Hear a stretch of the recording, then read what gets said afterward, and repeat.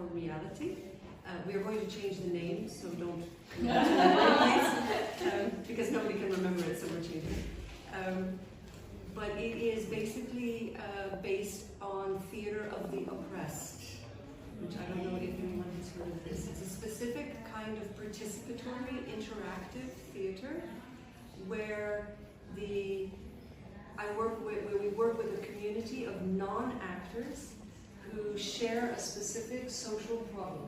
It could be homelessness, or housing, or precarious work, or sex trafficking, or issues of migration, which is a project I'm working on now in Basel, actually.